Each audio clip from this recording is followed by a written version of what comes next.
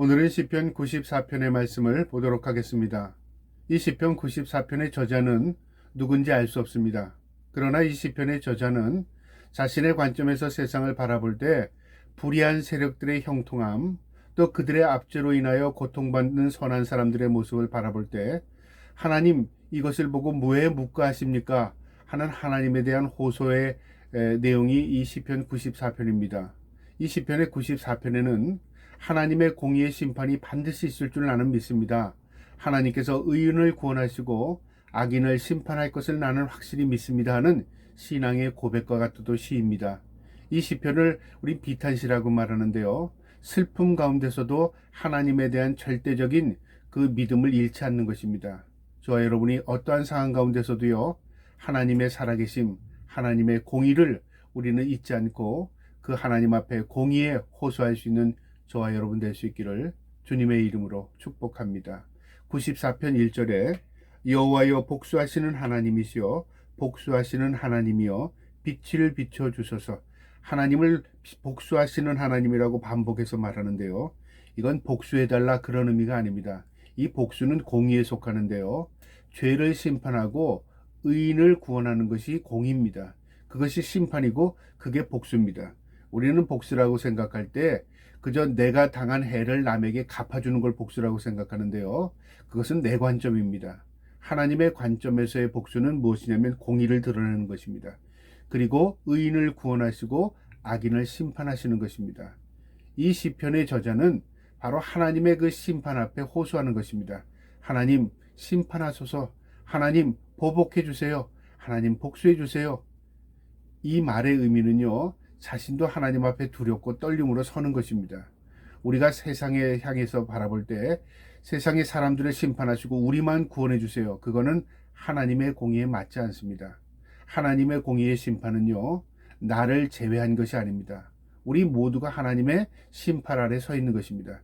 그러나 하나님 앞에 구원의 은혜를 입은 저와 여러분이 있는가 하면 그 구원의 은혜의 자리에 들어가지 못한 사람이 있다 그 말이죠.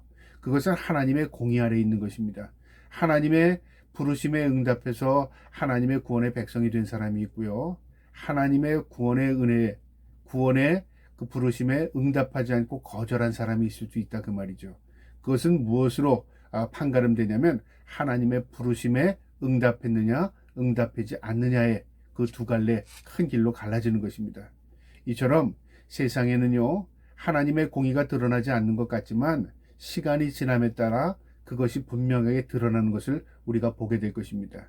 지금 시편의 저자는 이 하나님의 공의 앞에 호소하는 것입니다. 그러면서 2절에요. 세계를 심판하시는 주여 일어나사 교만한 자들에게 마땅한 벌을 주소서. 하나님 세상을 심판하시되 누구에게요? 교만한 자들을 심판하시랍니다. 그런데 일어나라, 일어나사 그 말은 하나님 빨리 개입해 주세요 그 말이죠.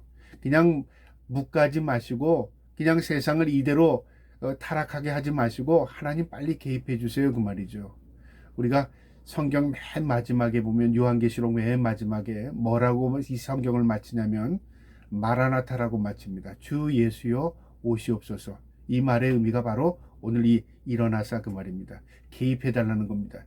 이 세상을 그대로 타락하거나 그대로 멸망하게 놔두지 마시고 하나님께서 심판주로 개입하셔서 악인과 의인을 갈라내시고 하나님의 구원의 백성들을 구원하시고 그리고 이 악한 세력들을 심판해 주세요. 그런 하나님의 공의에 호소하는 것입니다.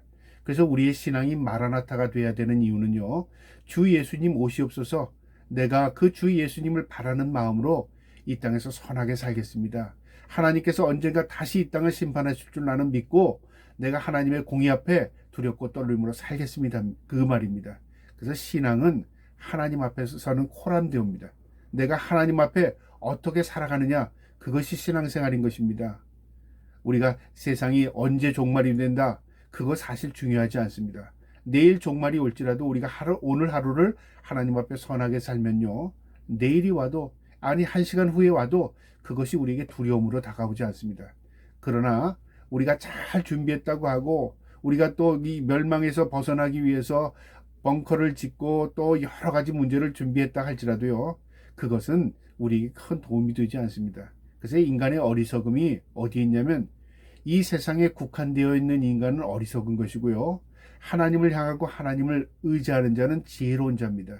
그러니까 많이 알고 적게 알고가 의미가 아니라 지혜는 하나님께 속해 있는 것입니다. 이 시편의 저자는 바로 하나님께 호소하는 것입니다. 그리고 그 하나님의 공의의 심판이 빨리 이 땅에 임하기를 원하는 것입니다. 3절에요. 여호와여 악인이 언제까지 개가를 부르리까? 악인이 언제까지, 이 말은 자신이 한탄하는 거죠. 왜 악인들이 이렇게 관영하게, 또 이 악인들이 이렇게 자신들이 그 악을 점점 왕성하게 퍼칠 때까지 하나님 그대로 보고만 계십니까? 그 말이죠. 답답한 마음을 지금 호소하는 겁니다. 그들이 개가를 부른답니다. 이건 무슨 승리의 노래, 도취되어 있는 거죠. 하나님이 어디 계셔? 우리가 이렇게 한다고 뭐 하나님이 우리를 뭐 어떻게 하실 수 있어? 이런 마음가짐으로 살아가는 사람들이 있습니다. 그러니까 하나님을 아는 사람들이 그런 사람들을 볼 때 어떤 마음이 들까요? 답답한 마음이 드는 거죠. 왜 하나님 계시면서 이 사람들 그대로 놔둡니까 하는 그런 마음이 들지 않아요? 하나님이 능력이 없어서, 하나님이 힘이 없어서 그냥 그들을 보고 계시는가요? 그렇지 않습니다. 하나님은 우리에게요, 기다려주시는 은혜가 있습니다. 어떤 기다림이냐면 우리가 참고 회개하고 하나님 앞에 돌아올 수 있도록, 하나님은 길이길이 참아주시고 우리에게 회개할 수 있는 은총을 베풀어 주시는 겁니다. 그러나 그들이 돌아오지 않으면 궁극적으로 그들은 심판을 받게 되는 것입니다. 그래서 회개가 은총이 되는 것은요, 아무나 회개할 수 있는 게 아닙니다. 상황 가운데서도 회개할 수 있도록 하나님이 우리를 도와주셔야 되는 것입니다. 그것이 구원의 백성의 특권이고 그게 하나님 앞에 국류를 입은 것입니다. 이처럼 시편의 저자는 하나님의 공의 앞에 호소하고 있습니다. 하나님 개입하여 주세요. 그들이 지금 개가를 부르면서 하나님을 점점 무시하고 있습니다. 그 말이죠. 4절에 그들이 마구 짓거리며 오만하게 떠들며 죄악을 행하는 자들이 다 자만하나이다. 그들은 맘대로 짓거리고 떠든답니다. 그리고 하나님을 욕되게 합니다. 오만 불순합니다. 그리고 교만이 하늘을 찌릅니다. 자만한다고 말합니다. 이게 악인의 모습입니다. 악인은 결코 하나님 인정하지 않습니다. 악인들은 하나님 두려워하지 않습니다. 악인들은요, 심판에 대한 두려움을 갖지 않습니다. 왜 그런 줄 아십니까? 그들에게서 하나님이 없기 때문에요, 하나님의 존재를 의식하지 못하기 때문에 자신들의 그 삶이 영원할 것이라고 착각하는 것이죠. 이것이 그들의 어리석은 것입니다. 그래서 시편 기자는 그 어리석음이 하루속히 깨지게 해달라고 하나님께 호소하는 겁니다. 5절에요. 여호와여 그들이 주의 백성을 짓밟으며 주의 소유를 공고하게 하며, 하나님의 백성들을 괴롭히고 하나님의 백성들을 공고하게 하고 하나님의 백성들을 짓밟는답니다. 하나님이 그것을 보고 계시는 거죠. 왜 그럴까요? 우리를 돕지 않으셔서 그렇습니까? 그게 아닙니다. 우리에게도 그것이 유익이 될 때가 있습니다. 우리가 고난이 우리를 만들어낸답니다. 그래서 시편에는 119편에 고난이 내게 유익이라, 그 고난을 통하여 주의 율례를 배운답니다. 하나님의 말씀을 깨닫게 되고, 고난을 통해서 하나님을 알게 되고, 고난을 통해서 우리가 성숙하게 되고, 고난을 통해서 인생이 무엇인가를 알게 되는 것입니다. 고난이 없는 인생은요, 어리석기 그지없습니다. 우리의 입장에서는 고난이 없는 삶을 살기 원하잖아요. 그런데 사랑의 하나님은 우리에게 고난을 통해서 우리를 성숙시켜 나가 계십니다. 깨달음을 주십니다. 이것이 하나님의 섭리입니다. 이처럼 하나님의 백성이 짓밟히는 것 같아요. 그리고 악인이 흥황하는 것 같아요. 그러나 그렇지 않습니다. 6절에요. 과부와 나그네를 죽이며 고아들을 살해하며, 그들은 하나님에 대한 두려움이 없기 때문에요, 악행을 멋대로 저지릅니다. 하나님이 그걸 보고 계시는데도요. 7절에요. 말하기를 여호와가 보지 못하며 야곱의 하나님이 알아차리지 못하리라 하나이다. 그들의 의식 가운데는 하나님이 보긴 뭘 보셔? 하나님이 어디 계셔? 그렇게 생각한다 그 말이죠. 만약에 이 악인들에게 하나님에 대한 의식이 조금이라도 있다면요, 이렇게 살지 못합니다. 그래서 악인과 의인의 차이는 하나님을 아느냐 하나님을 모르느냐의 차이입니다. 하나님을 모르는 자들은 어떻게 살까요? 이 세상이 전부라고 생각합니다. 그러니까 이 세상에 악을 행해도요, 부끄러움이 없습니다. 거짓말을 해도 그것이 감춰지고 묻혀지는 것으로 끝난다고 생각합니다. 그러니까 하나님에 대한 의식이 없기 때문에 이 세상의 전부인 것으로 초점을 맞추고 살죠. 그러나 하나님의 택함 받은 백성들은 어떤 의식을 갖죠? 하나님은 보고 계신다. 하나님은 알고 계신다. 하나님은 심판하신다. 그 의식을 갖고 사는 것입니다. 이것이 지혜인 것입니다. 이처럼 악인들은요, 자신들의 그 죄악을 두려워하지 않습니다. 하나님이 보지 않는다고 생각한다는 거죠. 8절에요. 백성 중에 어리석은 자들아, 너희는 생각하라. 무지한 자들아, 너희가 언제나 지혜로울까? 한탄하는 겁니다. 이 악을 행하는 자들아, 이 어리석은 자들아, 이 무지한 자들아, 너희가 언제까지 이렇게 지혜 없는 행동을 하느냐 그 말이죠. 한탄하는 겁니다. 그들은 그 자신들을 자신이 몰라요. 그래서 나를 알려면 하나님을 알아야 하는 것입니다. 우리 인간이 아무리 나는 누굴까? 우리가 철학적인 질문의 명제가 뭐죠? 인간이란 무엇인 겁니다. 우리 인간들이 모여서 인간이란 무엇인가를 아무리 고민해도요, 인간은 100이면 100사람 다 다르게 이야기합니다. 왜 그럴까요? 인생이 다르고 삶의 환경이 다르고 그 경험이 다 다르기 때문에 자기가 아는 것, 자기가 아는 경험한 것, 이것 가지고 인생을 이야기한다는 거죠. 그러나 우리가 신학적으로 성경적으로 보면 인간은 무엇이냐면 한마디입니다. 딱 100이면 100, 1000이면 1000, 한마디로 딱 결론을 질 수 있습니다. 인간은 죄인입니다. 인간은 하나님의 피조물입니다. 그러나 인간은 하나님으로부터 떠나 죄인 된 겁니다. 그러면 인간이 회복할 수 있는 길은 한 가지입니다. 하나님을 만나는 것입니다. 하나님께 돌아가는 것입니다. 그리고 내가 누군가를 하나님께 묻는 것입니다. 나를 만드신 분이 나를 아시기 때문에 그렇습니다. 그래서 나를 알려면 하나님을 만나는 것입니다. 이처럼 세상에 이 악인들은 하나님에 대한 의식도 없고 하나님을 모릅니다. 그러면서 이 시편 기자는 9절에 이렇게 비유합니다. 귀를 지으신 이가 듣지 아니하시랴? 눈을 만드신 이가 보지 아니하시느냐? 우리의 육체를 만드신 분이 그거에 대해 기능을 모르겠느냐 그 말이죠. 참 적절한 말씀이죠. 귀를 만드는 분이 귀를 모르고 있다. 말이 안 되죠. 우리의 눈을 만든 분이 눈의 기능을 모르고 있습니까? 말이 안 됩니다. 하나님은 우리의 모든 걸 아십니다. 그래서 성경에 보면요, 하나님은 우리를 아신다는 표현을 은유적으로 이렇게 표현했는데요. 하나님은 우리의 머리카락까지 세신 바 되신답니다. 숫자를 다 하신답니다. 머리카락은 빠지고 계속 또 자라고 합니다. 인간이 아무리 이걸 잘해도 오늘 내가 몇 개가 빠졌는지 또 새로 몇 개가 났는지 이걸 어떻게 알겠습니까? 하나님은 그걸 다 아신답니다. 심장과 폐부를 헤아리신답니다. 우리 깊숙이 있는 모든 것들을 다 헤아리신답니다. 우리의 내 오장육부가 어떻게 작동되고 무엇이 연약하고 무엇이 어떻게 되는가를 하나님은 다 아신다는 거죠. 이것이 하나님의 속성입니다. 하나님은 모르시는 것이 없다 그 말이죠. 그런데 악인들은 이걸 어떻게 알아 그렇게 생각한다는 거죠. 참 우습죠.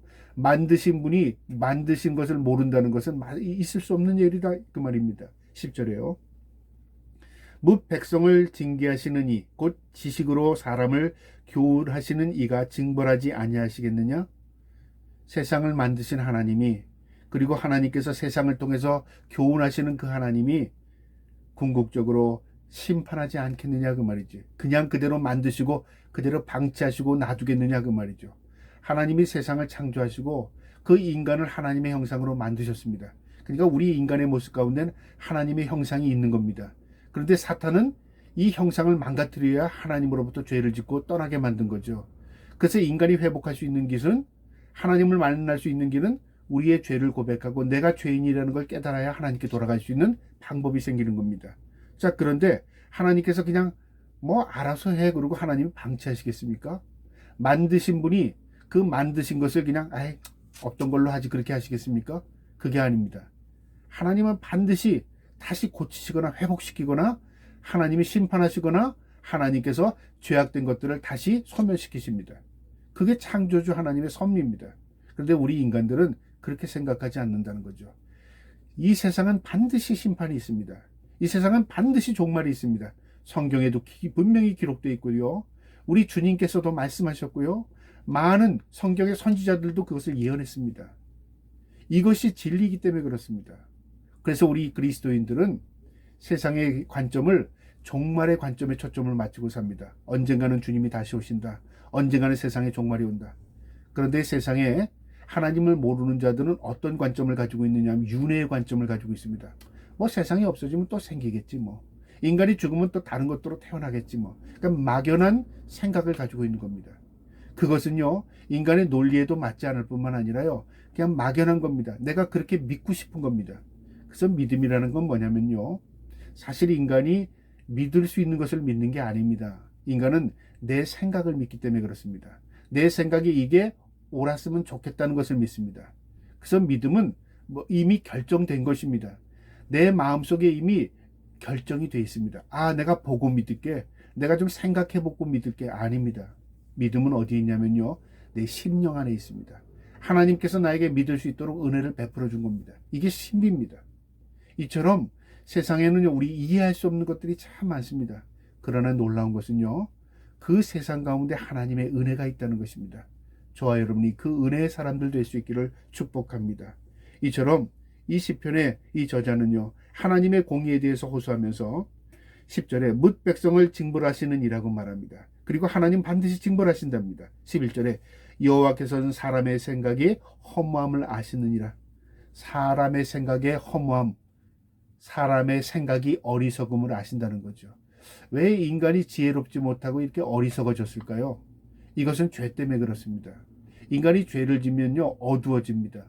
우리가 과거에 있는 사람들은 많이 못 배웠으니까 고대인들은 어리석고, 이제 현재는 과학 문명이 발달했으니까 지혜롭다고 생각하는 사람들이 있는데요, 참 착각이고 어리석은 겁니다.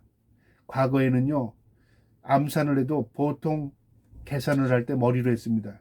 요즘의 젊은이들은요, 머리로 계산 잘 못합니다. 주판을 이 계산기를 치든가 아니면 그걸요, 이렇게 생각을 합니다. 옛날 어른들 가만 보면요, 옛날 어른들 머리로 다 계산했습니다. 머리로 보면 옛날 분들이 더 머리 좋은 분들이 참 많았어요. 오늘날 왜 과학 문명이 발달했는데 이 머리들이 점점 둔해지는지 아십니까? 머리를 안 써요. 왜 머리를 안 씁니까? 수많은 정보가 쉽게 내게 접근할 수 있는, 접근이 쉽다 그 말이죠. 정보가 접근이 쉬우면 많은 정보를 접하지만요, 그 정보를 올바르게 걸러낼 수 있는 능력이 상실됩니다.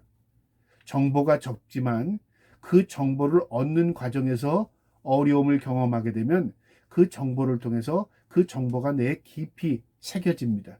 그래서 그게 내게 지식이 되고 내 경험을 통해서 내가 업그레이드 되는 것입니다.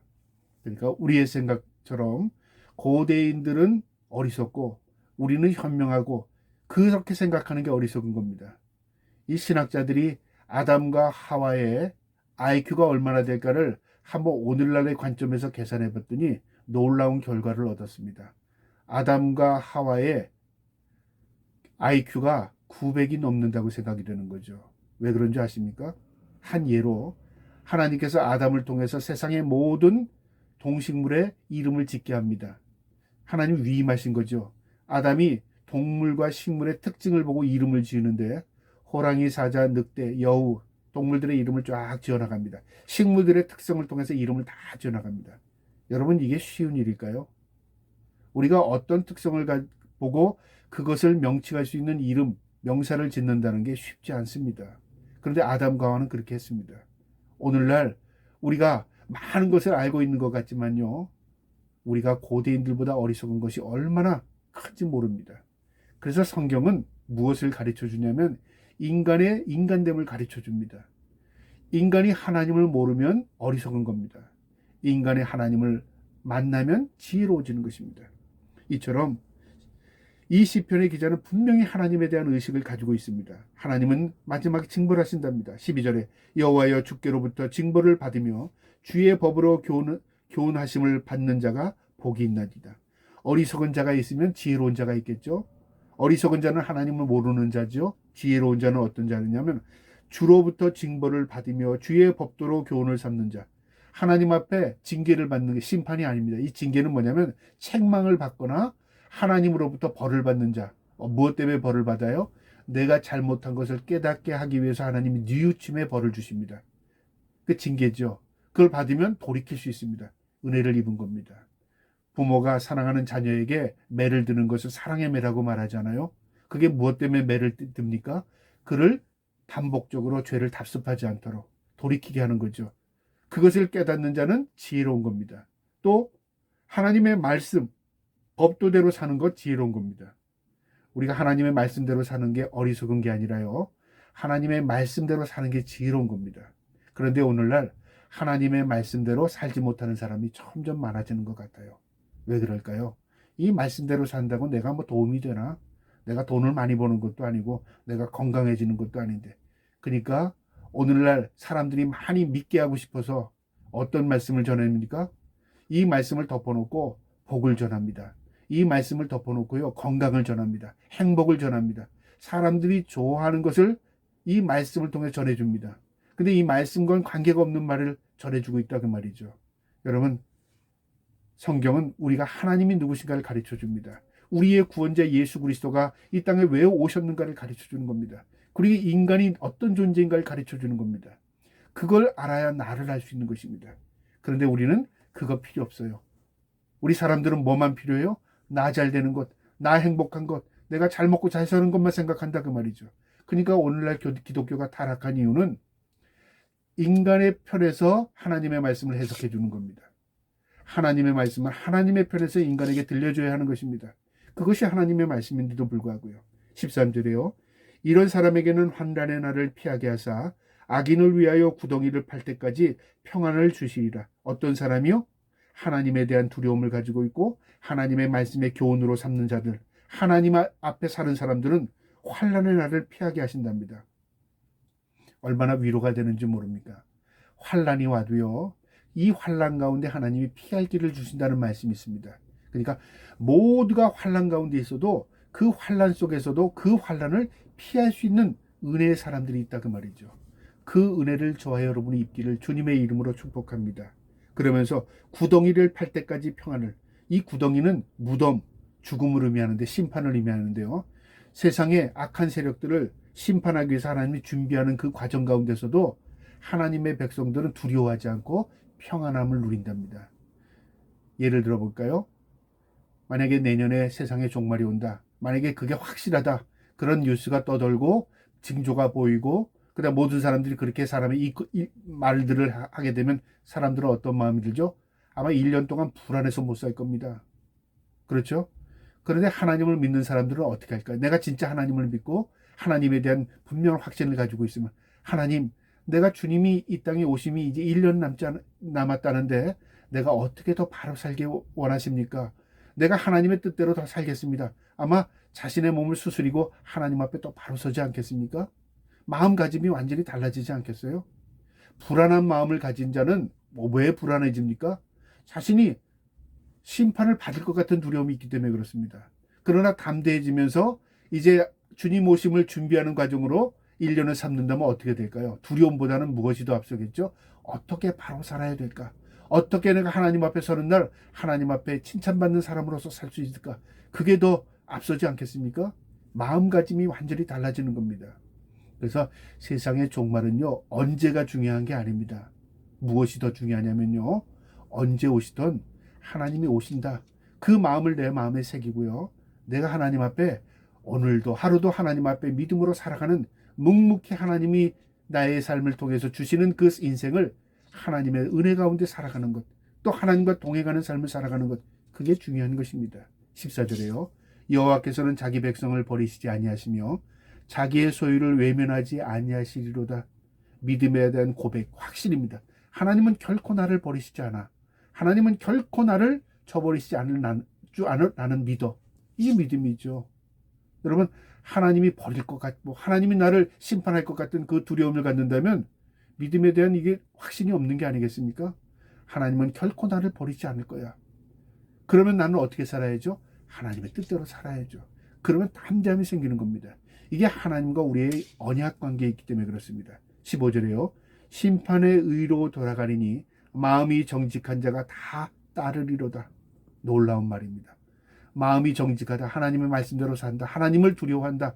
그런 사람들은 다 하나님을 따라간다 그 말이죠. 하나님에 대한 의식을 가지고 있는 사람들은 다 하나님을 따를 수밖에 없습니다.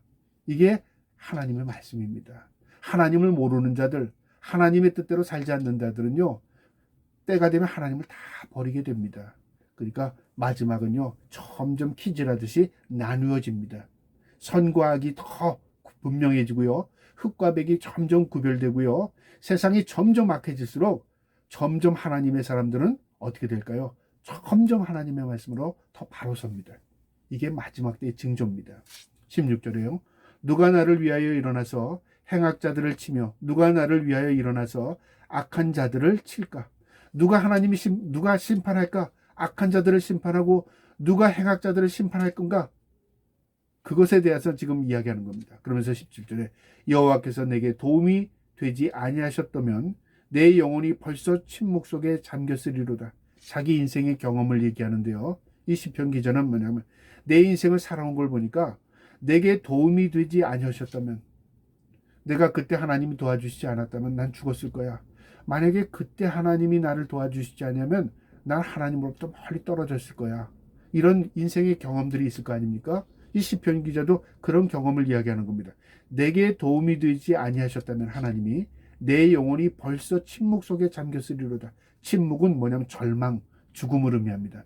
아마 하나님이 나를 그때 도와주시지 않았다면 난 지금이 없을 거야. 난 죽었을 거야. 난 이미 타락했을 거야. 나는 이미 세상에서 악한 존재로 살아가다가 멸망당했을 거야. 그런 말이기도 한 겁니다. 그러니까 하나님의 도우심이 있기에 오늘이 있다 그 말이죠. 여러분, 우리가 지금 하나님을 의지한다는 것은 무엇을 의미하냐면요, 하나님이 나를 택하신 것뿐만 아니라 하나님이 지금 나와 함께 하신다는 징조입니다. 내가 하나님을 찾고 있다는 건 하나님 나와 함께 하시는 겁니다. 여러분, 하나님의 놀라운 은혜와 하나님이 주시는 위로가 저와 여러분에게 있기를 축복합니다. 18절에요. 여호와여 나의 발이 미끄러진다고 말할 때 주의 인자하심이 나를 붙드셨사오며. 나의 발이 미끄러진다 했을 때 이게 자기 경험입니다. 어떤 사람이 절벽에 섰는데 갑자기 절벽에서 쭉 미끄러졌어요. 이렇게 하는데 갑자기 나무가 탁 자기를 걸쳤어요. 이야, 이 나무가지가 아니었으면 나는 벼랑에 떨어졌을 때 얼마나 소름 끼치겠습니까? 자기가 할 수 있는 능력은 아무것도 없습니다. 미끄러져서 끝나는 것밖에 없었습니다. 그런 나무가지가 거기 있어서 자기를 붙들어줬어요. 그러면 놀랍지 않습니까? 인생을 살다 보면 그런 경험을 하게 됩니다. 이게 바로 그런 경험입니다. 여호와의 나의 발이 미끄러진다고 말할 때, 나는 끝났다고 말할 때 주의 인자심이 나를 붙드셨사오며, 하나님께서 나를 붙들어 준 거라고 말이죠. 놀란 겁니다. 어떤 사람이 그런 고백을 하는 시가 있어요. 유명한 시인데요. 하나님이 인생의 길을 하나님 나와 동행해 주신다고 해서 난 하나님이 나와 함께 하시는 것을 난 경험했습니다. 발자국이 있었다 그 말이죠. 모래밭에 발자국. 근데 어디를 보니까 인생에서 내 발자국밖에 없었습니다 그 말이. 하나님 그때 어디 계셨습니까? 그 얘기한 거예요. 그때 하나님 뭐라고 말씀하시냐면 그 발자국은 네 발자국이 아니라 내 발자국이다. 네가 지쳐서 쓰러졌을 때 내가 너를 업고 간 거야. 시가 그렇게 기록됩니다. 놀랍지 않아요? 내가 걸어갈 때 하나님 옆에서 지켜만 주신 줄 알았어요. 그게 아니라 내가 쓰러져서 걷지 못할 때 우리 주님이 나를 업고 가신 발자국도 있다 그 말이죠.